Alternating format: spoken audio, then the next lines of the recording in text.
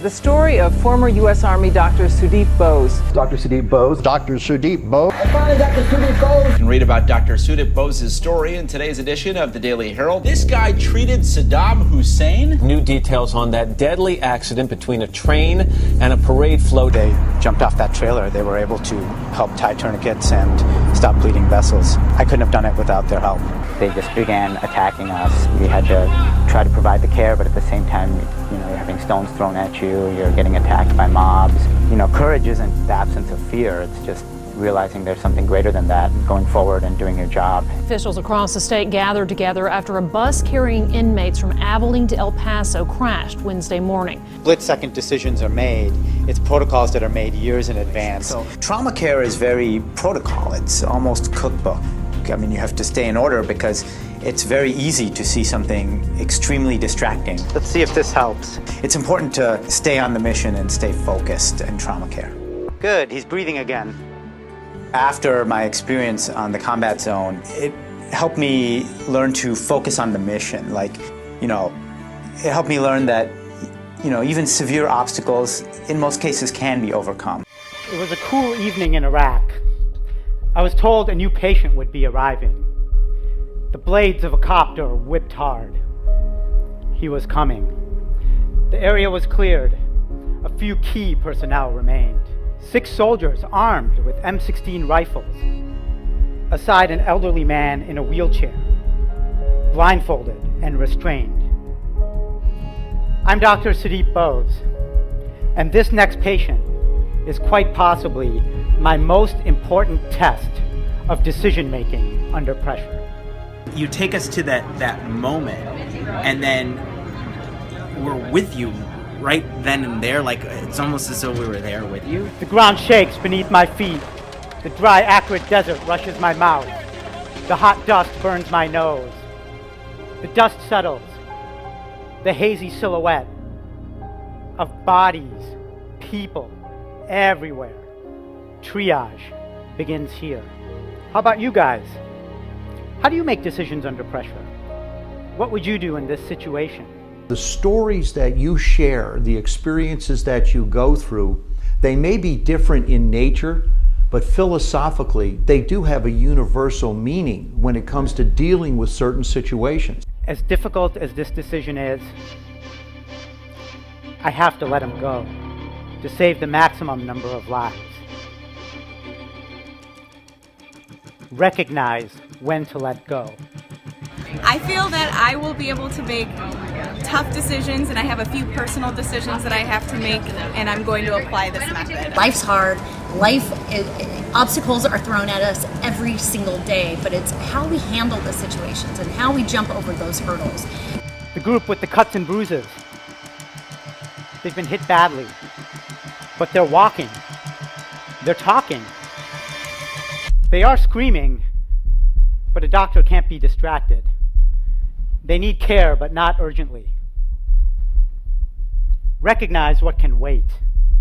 Dr. Bose was able to incorporate the war life situations that he faced during deployment in Iraq, and he was able to apply that into a work life setting here at headquarters at Discover Financial Services. How difficult is it? Because you see shows, and from a stress standpoint, it looks like it has to be just one constant situation after another.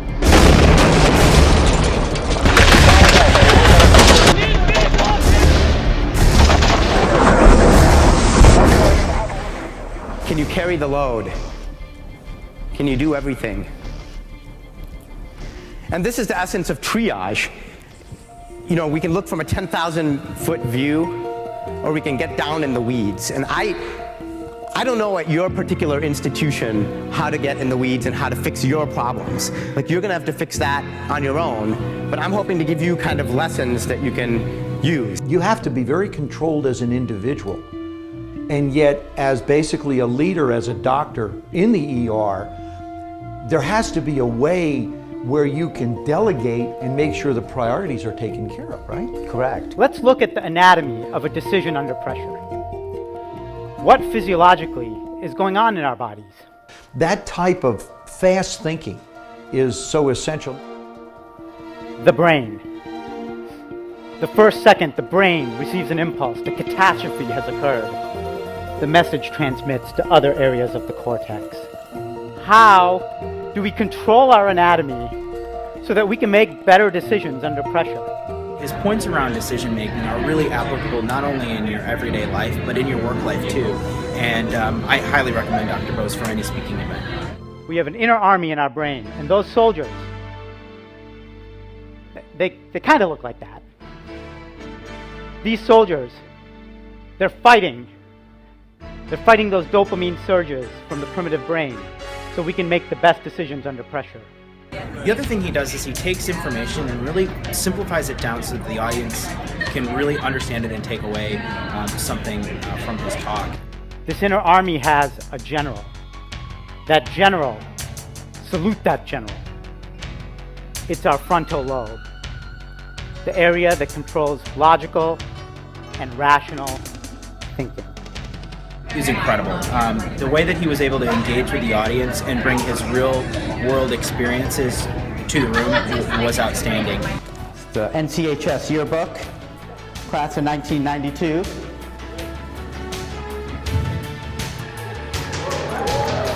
Sudip, remember that job at Little Italian Pizza?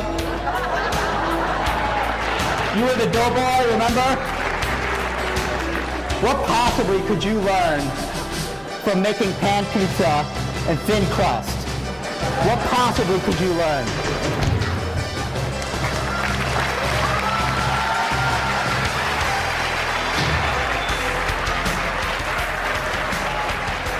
And, oftentimes we think, being in the Army or his experiences being an emergency room physician, things might be complicated, and that's not the case, but he really makes his points simple to the point and really gives you something to take home with.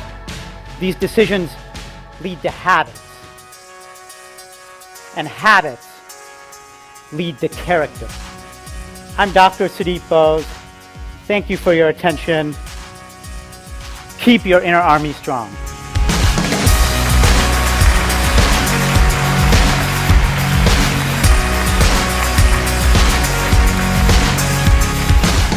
That layered approach, it's profound. It's unlike anything I've ever seen.